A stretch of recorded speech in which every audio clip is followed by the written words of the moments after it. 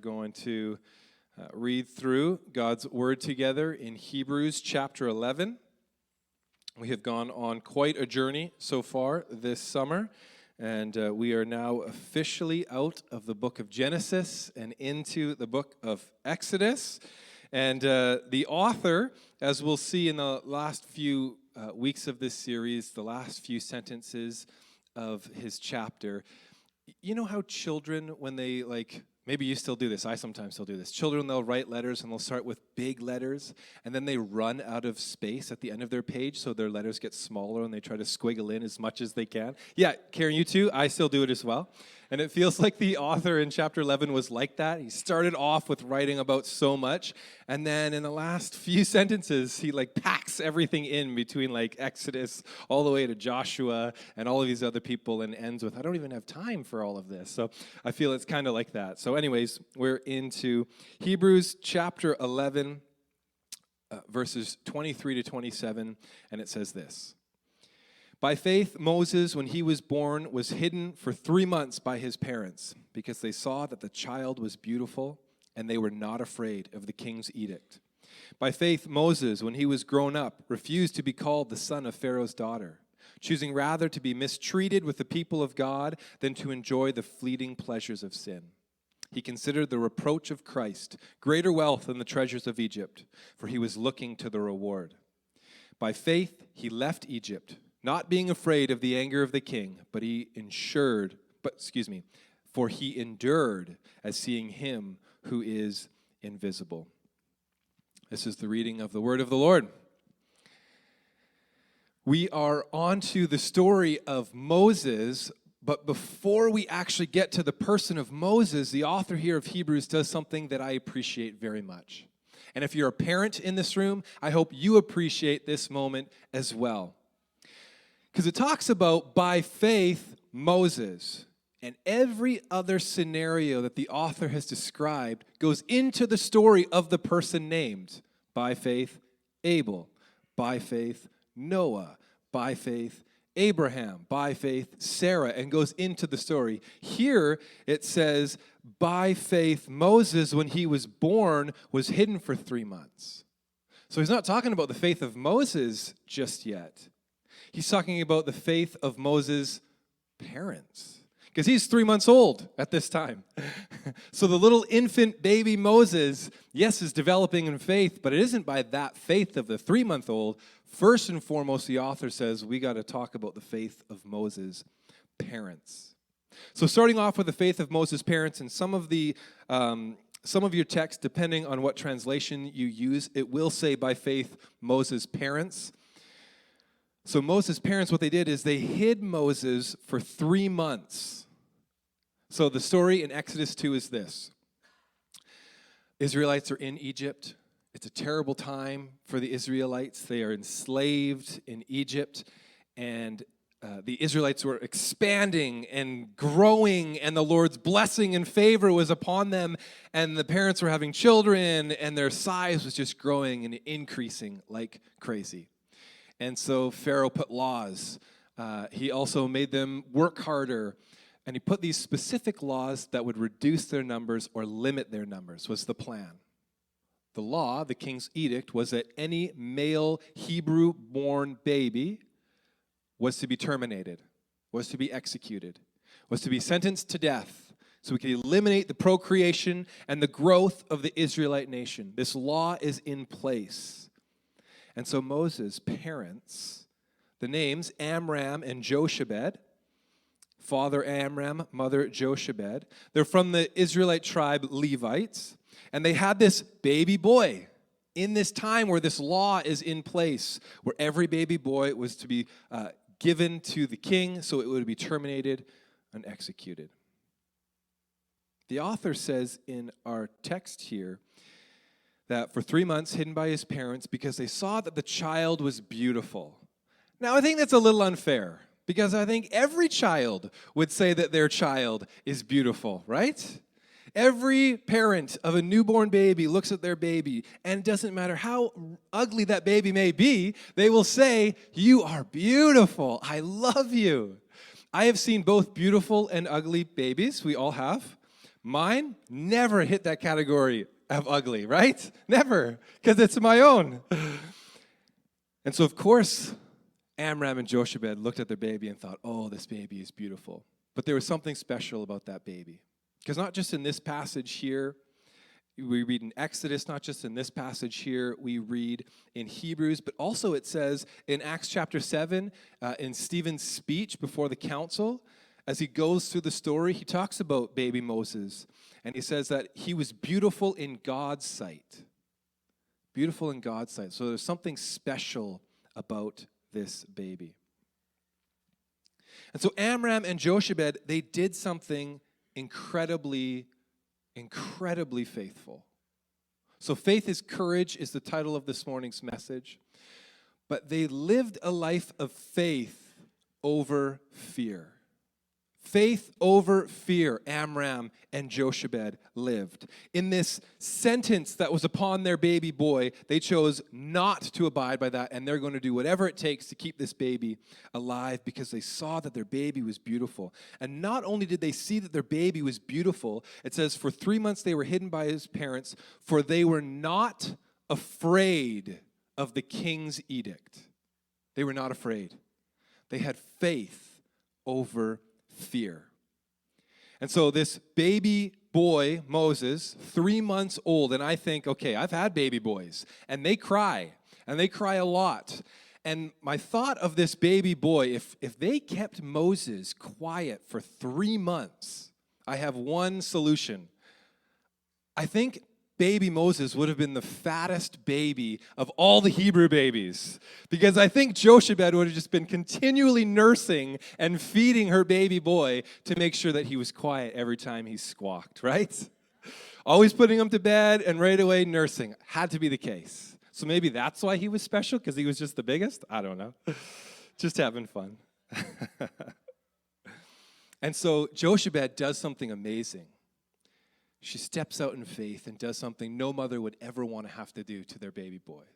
The story is she goes down to the river and she puts Moses in a basket because Moses is making too much noise, can no longer keep him quiet and hidden. And so she puts Moses in this basket and faith says, Lord, please care for this baby.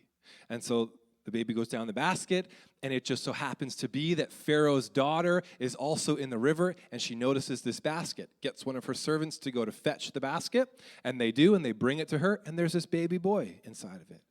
And Pharaoh's daughter sees it and says, I want to take care of this baby, which would have been against the king's edict as well. The Lord works in such wild ways. Here's such a beautiful part about this story. So Pharaoh's daughter sees this baby boy, wants to care for it, but knows that she cannot nurse it, cannot properly care for this baby. And so, it's a Hebrew boy, so she says to her servants, we need to find somebody, a Hebrew woman, to care for this baby. Oh, I love the women in this story. This is such a beautiful story about strong, confident, faithful women. Just so happens that Moses' sister is kind of watching the whole thing go on here, right? If you know the story. Moses' sister is observing, watching, hears that Pharaoh's daughter says, we need to find a Hebrew woman to care for this baby. She steps in and says, hey, I know a Hebrew woman that could care for this baby. Okay, great. Would you retrieve her? And so she does, and she gets her own mother, Moses' own mother. She receives Jochebed to come and care for baby Moses, unbeknownst to Pharaoh's daughter. And so Jochebed, in this act of faith, just like Abraham, in this act of faith of giving up her child, God saves the life of this child and gives back to the parents the faith in which they rendered to the Lord. Because Jochebed was not afraid of the king's edict. She acted in faith over fear. You ever been afraid before? And those moments where all of a sudden fear just like riddles you and you kind of just stand still, right? And you freeze in that moment. I've been in those moments a couple times. Jochebed acted in such faith over fear. Wasn't riddled with fear and struck still. No, she acted with great faith. So faith over fear. We also see in the life of Moses that he had a strong identity. A strong identity. In our passage, it says, by faith, Moses, when he was grown up, refused to be called the son of Pharaoh's daughter. So we see now this faith that's developing in the life of Moses. It began with his parents, and we're seeing it now as he's an adult into the life of Moses. So he grew up in this culture, in this society, in the luxury of Egypt. But Moses knew who he was, and he knew who he was not. And I love this about the story of Moses.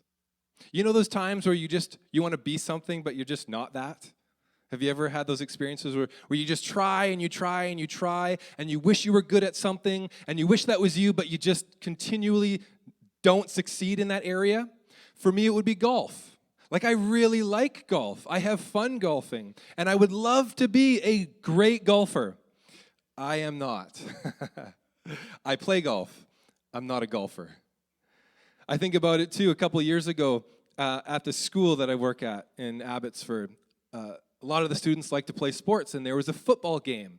And I thought, I can still hang with these young guns. And so I stepped out on the field. And I thought, okay, we're going to play. And, of course, young adults, they play tackle football. They don't do flag football. They play tackle football. And I'm getting in there, and I'm getting hit, and I'm hitting them, and we're having a great time. And not only did I get injured, but I went to go tackle one of the students, and I was playing defense. He was coming towards me. And I just tried to wrap him up, and he bowled me right over, and I tore my ACL. And that moment, I didn't know who I was at all, because I was not a young adult who can play football with a bunch of other young adults. There's something about when you know who you are and when you know who you are not. That feeling where you wish you would be something and you're not, that is difficult. But how freeing is it, that feeling, when you can say, you know what, that's just not me, and I don't need that. And there's this sense of freedom, this sense of strength that we receive when we know our identity, when we know who we are and who we are not. And it says in this passage, Moses choosing rather to be mistreated with the people of God than to enjoy the fleeting pleasures of sin. He considered the reproach of Christ greater wealth than the treasures of Egypt. Isn't that beautiful? The reproach of Christ of greater wealth than the treasures of Egypt. And Moses wasn't just giving up like simplicity and comfortability. Like, we have comfortability. We have simplicity in our life. Right? We ask the question, what are we having for lunch? Where are we going for lunch? Not, are we having lunch? Like we have that comfortability and simplicity in life. Moses wasn't just giving that up. Moses was giving up luxury. He lived with Pharaoh's daughter. He lived in a palace. He lived with power. He wasn't just giving up a reputation. No, he was giving up more than that. He was actually submitting himself to a terrible reputation of slavery with the Hebrews, with the Israelites. They were oppressed. So Moses is giving up luxury and accepting oppression. Moses knew who he was and he knew who he was not. He was giving up his self. He was giving up an earthly identity. Moses was giving up his own way for an everlasting way. Jesus says in Matthew 16, if any of you wants to be my followers, you must give up your own way. Take up the cross and follow me.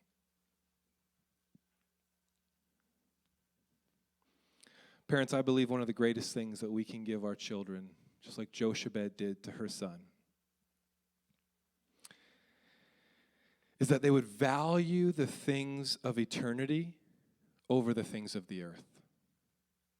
To value the things of heaven over the things of the earth. To consider the reproach of Christ, of greater wealth, of greater treasure than the things of this earth. Moses had a strong identity. This faith over fear that Amram and Jochebed had, gave to Moses, gave him a strong identity. And also what was passed on to him was this legacy of courage.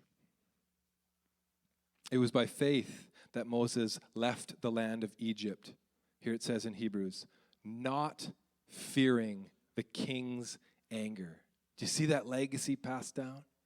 She was not afraid of the king's edict. Here Moses, not fearing the king's anger. He kept right on going because he kept his eyes on the one who is invisible. Isn't that beautiful? This legacy of courage, this legacy of faith passed down from Amram and Jochebed to their son Moses. But it didn't start out that way, right? If you know the story, it did not start out that way. Moses did not leave Egypt for the first time full of faith. He left full of fear the first time. The first time Moses left Egypt, he had an unfortunate situation.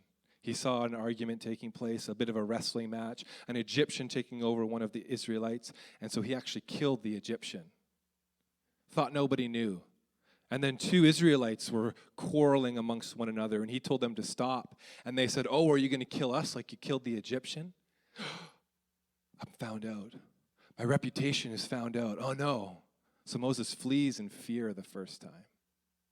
Flees, goes off to Midian. There's the burning bush scenario and situation, and again in fear. Lord, as the Lord calls him, makes promises with him, assures him, blesses him. So he began with fear, but oh, did he ever finish with faith? He had courage, because eventually Moses did lead the Israelites out of Egypt. Let my people go. Standing in front of Pharaoh with courage as the glory of God comes over again and again and again through the plagues. This legacy of courage passed from parents to children. I'm going to invite the band to come on back up. And we see in the leadership of Moses that God calls him to lead the great exodus out of Egypt and into the desert and eventually to the promised land. Moses does so with courage.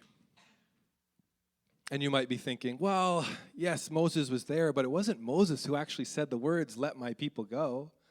Does anybody know who actually said those words, "Let my people go"?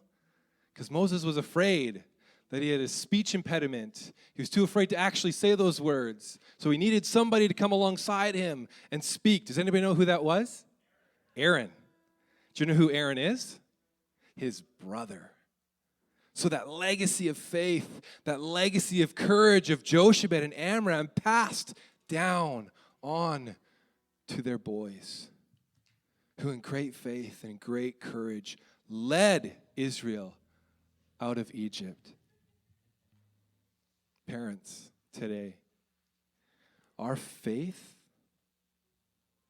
we can pass down on. We talked about this last week. Pass down on from generation to generation. Our faith of courage, we can pass down on to our children. What a hope we have. What a promise we have. And I want to finish with this. Moses never entered the promised land. Bit of a sour end to a wild, beautiful story. Moses never got to end in the promised land. But who is the one who followed Moses' leadership and took the people into the promised land? Joshua. Joshua took that mantle of leadership. What is Joshua known for? Be strong and courageous. Do not be afraid, for the Lord your God will be with you wherever you go. Can we stand together?